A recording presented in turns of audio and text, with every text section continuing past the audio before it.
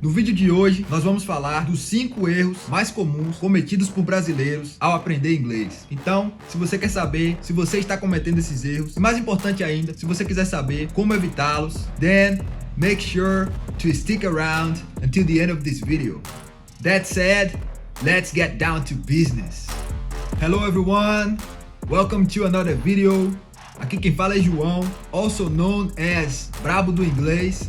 Sem dúvida alguma, um dos erros mais comuns que a gente comete é tradução literal, ou seja, tentar traduzir tudo ao pé da letra, tentar traduzir palavra por palavra. Isso aí pode ser um grande problema para um estudante de inglês. Deixa eu te dar alguns exemplos aqui para você entender o que é que eu estou tentando dizer. Veja só, aqui no Brasil nós temos a frase "essa foi a gota d'água". A gente usa essa expressão quando a gente está numa situação que a gente não consegue mais suportar, né? A gente fala, ah não, essa foi a gota d'água.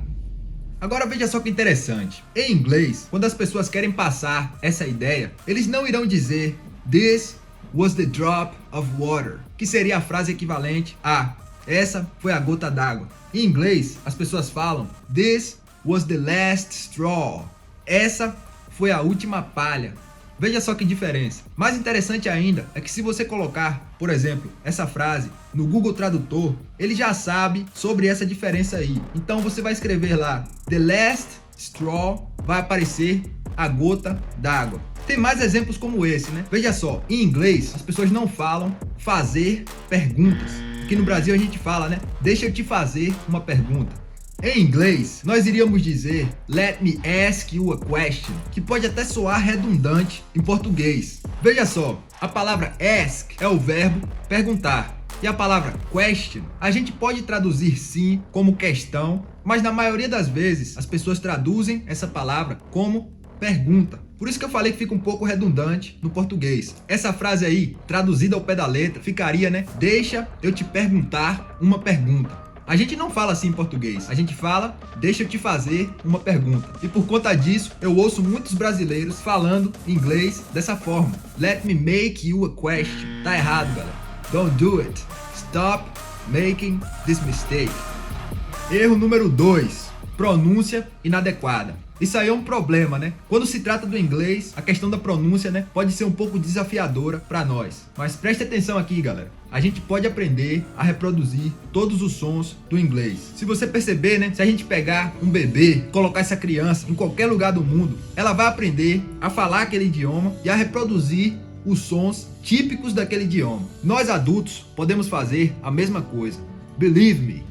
Mas eu gostaria de deixar claro aqui que quando eu falo de pronúncia inadequada, eu não estou dizendo que você tem que ter uma pronúncia perfeita. Você tem que ter uma pronúncia clara, que as pessoas irão te entender. Por exemplo, um som que é muito problemático para brasileiros pode ser o som do TH. Nós não temos esse som aqui no Brasil. A gente coloca a nossa língua entre os nossos dentes e a gente assopra, né? Parece até um pouco idiota falando assim, né? Mas esse é o som do TH. Na palavra thanks, that, this, thought, think.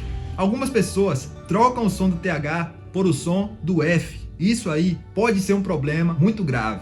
Veja só, a palavra death significa morte. Death. Se eu fazer o som do F nessa palavra aí, eu vou falar deaf. Deaf significa surdo. Veja só que diferença de uma pessoa que está morta para uma pessoa que está surda. Você conseguiu notar que esse erro aí pode ser um pouco problemático para você? A solução aí é muito simples. Tem a ver, novamente, com o seu contato com o idioma. Quanto mais você estiver em contato com o idioma que você está tentando aprender, melhor você vai conseguir falar esse idioma. E é claro, em relação à fala, você também tem que praticar esses sons. Aprender como posicionar a sua boca. Existem vários vídeos no YouTube que ensinam, por exemplo, o som do TH. Você assiste um vídeo e em seguida você exercita o seu aparato vocal para você começar a se acostumar a fazer aquele som. Você repete as palavras, grava a sua voz, ouve a voz de um nativo, depois ouve a sua voz, compara e vai ajustando até você conseguir ter uma pronúncia clara, como eu estava falando aqui. Não perfeita, mas clara, que as pessoas consigam entender. Erro número 3 na nossa sequência. Esse erro aqui é até um pouco interessante, porque a gente está falando de erros. E olha só o terceiro erro que a gente tem nessa lista: o medo de cometer erros. Isso mesmo, esse é um dos maiores erros que os brasileiros cometem ao aprender inglês. Ter medo de errar. Você não pode ter medo de errar, porque certamente você vai ter que errar muito antes de você se tornar proficiente no idioma que você está tentando aprender. É impossível você aprender uma nova língua sem errar. Lembre-se de quando você estava aprendendo português. Toda criança erra quando está começando a falar português. A gente fala mais maior, mais menor, e os nossos pais, os nossos amigos, as pessoas ao nosso redor vão instruindo a gente de como falar da maneira correta. A mesma coisa no inglês. Não espere abrir a boca e sair falando tudo corretamente desde o princípio. Isso aí é um pensamento ilusório, e isso aí vai te manter estagnado, porque o seu medo de errar vai ser tão grande que você não vai se colocar em situações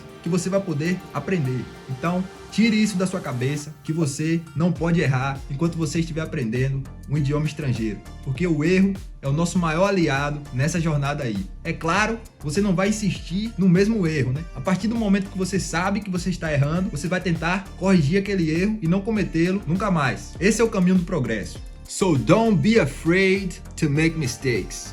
They are inevitable. Erro número 4 da nossa lista: o uso excessivo de tradutores online. Bom, a tradução, ela pode ser uma forte aliada do aprendizado de inglês, mas normalmente apenas no começo. Vai chegar um tempo que a tradução vai começar a entrar em conflito com o seu progresso no seu idioma-alvo. Então, o mais sensato a se fazer é você começar a se acostumar a estudar 100% em inglês, utilizando dicionários em inglês, utilizando o contexto das frases que você está lendo ali, para você conseguir entender novas palavras. Vá por mim, se você fizer isso aí, você vai avançar muito mais rapidamente. Obviamente, né? Isso leva um tempo. Você não vai começar a estudar inglês agora e daqui a 30 dias você vai ser capaz de abrir um dicionário em inglês e entender a descrição de uma certa palavra naquele dicionário. Não, isso não acontece desse jeito. No começo você vai sim ter que usar a tradução, mas lembre-se, o erro aqui é o uso excessivo de tradutores online. Ou seja, tem gente que confia demais em tradutores, a ponto de se travar no aprendizado do inglês. A intenção aqui é aprender inglês e não aprender a traduzir. Quanto mais você deixar a tradução de lado e usar, como eu falei aqui, né, o contexto, dicionários, também é uma tática muito superior à tradução. E o último erro que eu gostaria de falar a respeito aqui é o seguinte: muita gente ignora a cultura na hora que eles estão aprendendo um novo idioma. A gente não pode fazer isso. Ignorar a cultura é um erro. A forma como a gente fala e a cultura que a gente está inserido estão intimamente conectados. Um influencia o outro e vice-versa. Por exemplo, na América do Norte, né, nos Estados Unidos, as pessoas costumam jogar futebol. Apesar do nome ser pé na bola, eles jogam com a mão. Aqui no Brasil é muito mais comum, eu nunca nem vi ninguém jogando futebol americano, que é com a mão, né? As pessoas jogam soccer, que é aquele futebol que a gente chama de baba, certo? Bom, aqui, se você cometer um erro, a gente tem uma frase que é bem popular aqui no Brasil, que a gente fala que você pisou na bola. Aquela pessoa ali pisou na bola, ou seja, aquela pessoa errou. Nos Estados Unidos, ou em vários países de língua inglesa, as pessoas falam he dropped the ball. Ele derrubou a bola, ele deixou a bola cair. Por que isso? Está relacionado com a nossa cultura. Aqui a gente joga soccer, a gente chuta a bola, então se a gente pisar na bola ali e cair, a gente está cometendo um erro ali no baba, a gente vai prejudicar a equipe que a gente está jogando, né? Então você pisou na bola, você cometeu um erro. Nos Estados Unidos ou em países de língua inglesa, as pessoas falam he dropped the ball.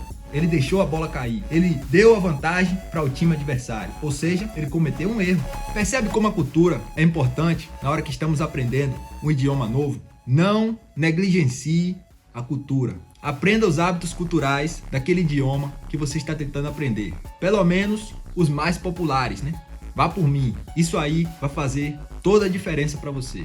Bem, e para encerrar, vamos recapitular tudo que a gente viu aqui no vídeo de hoje. Nesse vídeo, nós falamos a respeito dos 5 erros mais comuns cometidos por brasileiros ao aprender inglês. O primeiro erro que falamos a respeito tem a ver com a tradução literal. Você viu aqui nesse vídeo que traduzir tudo ao pé da letra muitas vezes pode ser um problema. Tente evitar esse erro. Erro número 2 tem a ver com a pronúncia inadequada. A gente sabe que isso aí pode ser um pouco problemático quando se trata do inglês. Muita gente tem dificuldades com a pronúncia do inglês, mas lembre-se, isso não é nada impossível, não é nenhum bicho de 7 cabeças e você não precisa falar perfeitamente. Você apenas tem que falar de forma clara. Então, aprenda como fazer os sons do inglês, grave a sua voz, compare a sua pronúncia com a dos nativos e vá ajustando até você chegar em um ponto em que você consiga ser entendido facilmente. O erro número 3, que na minha opinião é o pior erro que você pode cometer quando você estiver aprendendo um idioma estrangeiro, é o seguinte: o medo de errar, o medo de cometer erros. Você tem que aniquilar esse sentimento de dentro de você se você quiser se tornar fluente, porque o erro é inevitável. O erro é um aliado do estudante de idiomas. A gente aprende através do erro. A gente não pode continuar errando, né? Insistir no erro. Isso aí é insanidade. A partir do momento que a gente detectou o erro, a gente corrige e segue em frente, sem medo de errar. Alright? Don't be afraid to make mistakes. They are just part of the process. Mistake number 4. Uso excessivo de tradutores. Lembre-se, você não quer se tornar um tradutor, um expert em tradução. Você quer se tornar um falante de inglês. Então, foque em aprender o inglês. E o último erro que nós falamos a respeito nesse vídeo foi o seguinte: ignorar a cultura. Você não pode ignorar a cultura quando você estiver aprendendo o idioma estrangeiro. Por quê? Porque a cultura e a linguagem estão intrinsecamente ligadas, intrinsecamente conectadas. Uma influencia a outra. Então, certifique-se de aprender um pouco sobre a cultura do país que você está aprendendo aquele idioma.